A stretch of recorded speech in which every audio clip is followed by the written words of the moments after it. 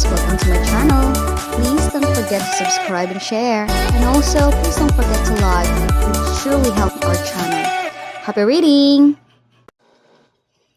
Hey everyone, this is chapter 4 of Heroine's Revenge. Let's start reading.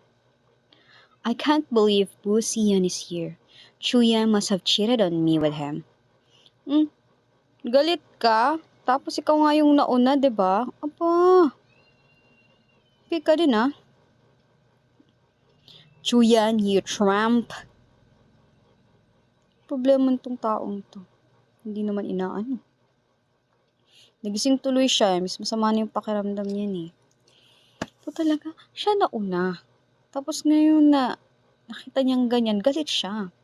What is Mr. Bu doing here? What are you? Galit yarn. Suko mo mabalsan. Sure dra ha? I got hurt and he brought me back. What did you think we were doing? Yan kasi ginagawa niya before. Ayaw niya magantihan. You are a married woman, you know? Ikaw nga, married ka nga din eh. I don't. Perhaps you can show me how to be a married man. Sampal. Chuan. I was waiting for you in the car and suddenly someone came to knock the window. Ba, drama girl yon. Barged in. He beat me up after I got off the car. Aba, madrama din tong babaeng to. Does it hurt? Who bit you? Did you see his face? Talaga lang girl, ha? That man bit me while mattering, and I caught. This is what you got for stealing Miss Chu's husband. She hired me to teach you a lesson. Next time when I see you with her husband, I will ruin this pretty face of yours. Aba, galing gumawa ah. Chuyan, how dare you hire someone to beat my woman? Tama to. Galit siya kasi nakita niya si Mr. Bu. Tapos ngayon, galit na naman siya kasi nasaktan daw yung woman niya. Ibig sabihin, ikaw lang talaga yung naunat. Ewan ko ba sa mga lalaki? Apologize to Jianing immediately. Otherwise, I will beat you as your man did to her. Di ka pa nga sure kung totoo yung sinasabi niya. Ano kayang gagawin niya? Ako, sasampalin ko yung babaeng yan eh. Sasampalin ko talaga yan. May pa-smirk-smirk pa. Halata talagang nagdadrama lang. What are you doing, Miss Chu?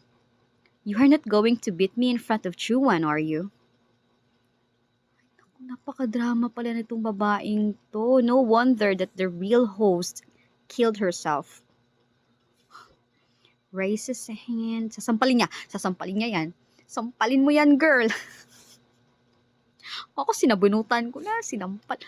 Nakakagigil. Ayun, sinampal talaga. Wampak. Yeah, that's exactly what I would do. What? Why can't I slap you? Ang galing. Bravo, girl. Tamo, nasaktan tuloy yung kamay mo. You came to my apartment and slandered me in my face. You bought this to yourself. Since you are here today, let's talk about what you did to me. Ano ba ginawa niya sa'yo? Oo. Inagaw niya yung asawa mo. Sige, girl. Magkwentahan kayo ng ginawa. Siya talaga ang may kasama. Wala ka naman ginagawa, di ba? You seduced my husband and deliberately provoked a depressive woman.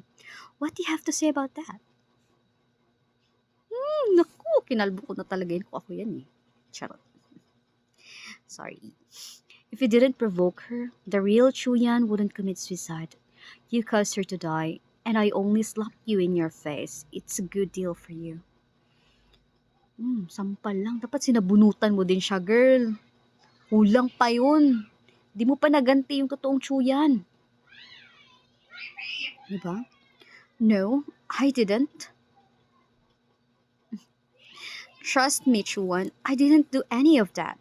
Oh, talaga? Vulnerable agad? Sige. You can't prove she did that. You can prove she did that. We are talking about the fact you hired someone to beat Jenny in here. Talaga? May ebidensya ka? You want proof? Okay. There is a security camera in the garage. I'll ask the building manager to check it. Let's see who beat your little mistress. Go ahead. Aba, parang nakausap na niya yung manager ah. Straightens up. Nabayaran na siguro niya. Feeling ko inano na niya yan. Yang nasabotahin na niya. Kasi confident siya eh. It would be useless. She must have bought the building manager off and ruined the security camera already. But I don't care. Living room. Ah, nandito pa si Mr. Boo. Mr. Boo, I helped you before. And I was wondering if you could do me a favor now. Aba? Na natin kung tutulong si Mr. Boo. Tulungan mo na yan, Mr. Boo. She protected you na nga eh. Approach. You are a powerful man, Mr. Boo. I suppose it would be easy for you to ask someone to restore a ruined security camera footage and seek justice for me, right? Very good. Magaling. Sige, tingnan natin. Anong gagawin ni Mr. Boo? I promise to leave you alone if you help me this time. Talaga? Iwanan mo siya? Blink.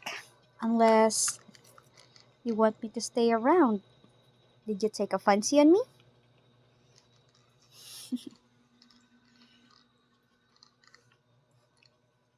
This woman is so willy. Take the volume. Hindi pa rin niya nakakalimutan yung volume eh. Kanina niya pag gusto ipainom yan sa kanya eh. And who are you calling? Of course, may mga subordinates siya. Siya utusan niya. I want you to investigate someone for me. Half an hour later. Half an hour, mabilis. This is the restored security footage. O, diba? Half an hour lang, na-restore na. Tingnan natin ate girl. Be gentle, you You told me to act it like real and beat you. Kita mo to, ikaw pala nagbayad kang babae ka. Kulang pa yung sampal, dagdagan mo pa yung Joanne. You hurt me. Just take your money and leave. Don't let anyone see you. Tama yan? Yan ba fu ang gusto mo? Babae?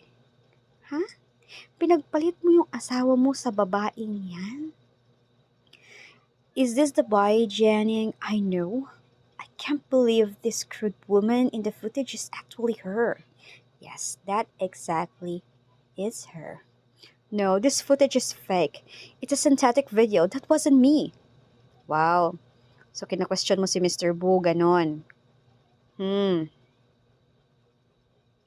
Taranta na yan, girl. Taranta na yarn. O, diba? Bang. Tula ka ngayon. Ba't mo kasi kinakalaban si Mr. Boo? Mr. Boo, we found the man. Nako. Scary naman si Mr. Boo na yan, uy. Uh-oh. I'm sorry, Mr. Boo. I didn't know Miss Chu knew you. O tapos, anong gagawin natin ngayon? I wouldn't have dared to do it if I knew that. Please have mercy on me. Oh, it's too late for that, boy. Chuan, please don't listen to him. They're all liars. Chuyan asked them here to fool you. I'm innocent. Please trust me. Talaga lang, ha? Sige, magmakaawa ka. Nang dahil sa iyo, iniwanan niya yung asawa niya. By Janning, I never expected you to be so vile and disgusting. I was such a fool to be with you. Paano kasi, pag married ka na, be loyal na. Mga ganyan kasi, lalo na pag mayaman ka, panigurado, lalapit at lalapit sa yung babae. Can you please get them out of here? Ah, diba? Sure. Take them out. Pati si Fu. Kasama ka ngayon, ales! Shuyan, ay ka na lang talaga. Wala nang dugtong. Ay, nakapag-usap sa'yo. Napirma mo na ng divorce paper, di ba? So, next week na kayo mag-file. Embraces. Please hold me for a while. Just for a while. Are you hurt? Siyempre, kung totoong siya yung host, masasaktan talaga siya, no? My volume is taking effect now. I'll go to sleep soon. You may leave then. Totoong siya yung host, no? Mixed emotion talaga. Ako nangyari sa akin yun. Ko alam. Fine, I'll just play along. I won't have to see this woman in the future anyway. I'll make an exception today.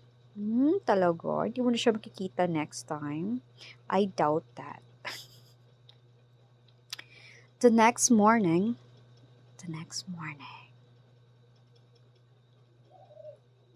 anong susunod? And he fell asleep. Nakatulog talaga siya. For sure, wala na si Mr. Boo. 7? How long have I been sleeping? So, natulog siya. You have slept for almost 24 hours and the toxin in your body is gone now. You are fully recovered. 24 hours na siyang tulog? Wow. That long. Knock. Hold on.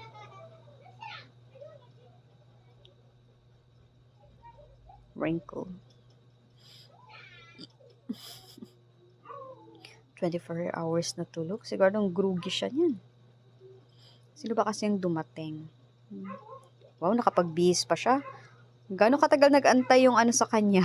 Yung bisita. Bago niya pinagbuksan. You're finally up, Miss Chu. Mr. Wu asked me to be your personal doctor. I will do a blood test for you and check the toxin in your body. Nervous. Oo, syempre kasi wala na yung toxin, Paano niya explain na poison siya tapos bigla na lang nawala yung poison? I have no toxin in my body now. If I do this blood test, the doctor will know. But I can't explain the reason to him then. Oh, siguro pagdududahan ka niya.